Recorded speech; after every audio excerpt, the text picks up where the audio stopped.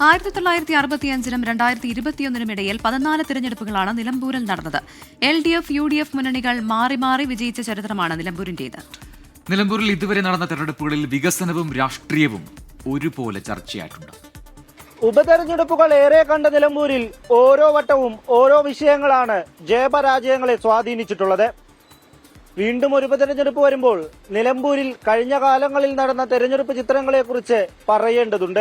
1965-ലാണ് നിലമ്പൂർ നിയമസഭാ മണ്ഡല രൂപീകരണം. അതേ വർഷം നടന്ന ആദ്യ തെരഞ്ഞെടുപ്പിൽ ത്രികോണ മത്സരം. വിജയിച്ചത് സഖാവ് കുഞ്ഞാലി. 65-ലും 67 തെരഞ്ഞെടുപ്പിലും സഖാവ് കുഞ്ഞാലിയാണ് ജയിച്ചത്. അന്നത്തെ കാരണം മുരിക്ക് പൂത്ത പോലെയായിരുന്നു നിലമ്പൂർ കമ്മ്യൂണിസ്റ്റ് പാർട്ടി. മലയോര കർഷകർക്ക് വേണ്ടി, പാവപ്പെട്ട തൊഴിലാളികൾക്ക് വേണ്ടി പ്രവർത്തിച്ചിരുന്ന ഒരു ധീരനായ നേതാവ് സഖാവ് കുഞ്ഞാലി. 1965-നും 1982-നും ഇടയിൽ നിലമ്പൂർ സാക്ഷിയായത് 6 തെരഞ്ഞെടുപ്പുകൾക്ക്. കുഞ്ഞാലി മുതൽ TK ഹംസ വരെ. തെറ്റിയ ശേഷം രണ്ടാമത് തെരഞ്ഞെടുപ്പ് നടന്നു. ആ തെരഞ്ഞെടുപ്പിൽ 87 തെരഞ്ഞെടുപ്പിൽ ഇവിടെ പരാജയപ്പെട്ടു ആര്യാട്. അന്ന് TK ഹംസയോടെ ജയിച്ചു. 1987 മുതൽ 2011 വരെ നിലമ്പൂരിൽ നിന്ന് നിയമസഭയിലേക്ക് തിരഞ്ഞെടുക്കപ്പെട്ടത് ആര്യാടൻ മുഹമ്മദ് മാത്രം.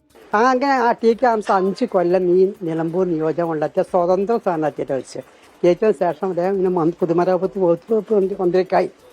എന്നതിന് ശേഷം ഇവിടുത്തെ എല്ലാ ഇലക്ഷൻ കഴിഞ്ഞ ശേഷം ഇലക്ഷനിലൊക്കെ ജയിച്ചത് ആര്യാടാണ്. 2011-ലും 2016-ലും നിലമ്പൂരിൽ അൻവർ ഇഫക്ട്. 2011-ൽ അൻവർ തോൽപ്പിച്ചത് ആര്യാടൻ ഷൗക്കത്തിനെ. പിണറായി ഗവൺമെന്റ് ആദ്യത്തെ ഗവൺമെന്റിന്റെ ആ ഭരണകാലത്ത് 2016-ലാണ് ഇവിടെ PV അൻവർ ജയിക്കുന്നത്.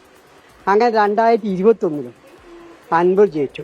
72 വയസ്സുള്ള അബ്ദുള്ള ഇതുവരെ 14 തിരഞ്ഞെടുപ്പ് പോരാട്ടങ്ങൾ കണ്ടു. ഈ വട്ടം ആര്യാടൻ ഷൗക്കത്ത് വിജയിക്കുമെന്ന് പ്രവചനം. ഇടതുപക്ഷ ജനാധിപത്യ മുന്നണിക്ക് കെട്ടിച്ച പൈസ കിട്ടില്ല എന്ന് ഞാൻ പറയാൻ തയ്യാറാണ്. എന്നിരുന്നാലും ഒരു 25,000 വോട്ട് ഭൂരിപക്ഷത്തിന് 100% ഇവിടെ ആര്യാടൻ ഷൗക്കത്ത് വ്യക്തമായ ഭൂരിപക്ഷത്തിന് ജയിക്കുമെന്ന കാര്യം ആ തർക്കമല്ല. നിലമ്പൂരിൽ അൻവർ ഇഫക്ട് ഇപ്പോഴില്ലെന്നും അബ്ദുള്ള ചൂണ്ടിക്കാണിക്കുന്നു. ഒറ്റക്ക് PV അൻവർ നിലമ്പൂർ നിയോജകമണ്ഡലം മത്സരിച്ചാൽ 2 അക്കം 3 അക്കം ഉണ്ടാവില്ല വോട്ടേ. ഉപതെരഞ്ഞെടുപ്പ് ചൂടിലേക്ക് നിലമ്പൂർ കടക്കുമ്പോൾ സ്ഥാനാർത്ഥികളുടെ ജയപരാജയങ്ങളെ സ്വാധീനിക്കുന്ന പല ഘടകങ്ങളുമുണ്ട്.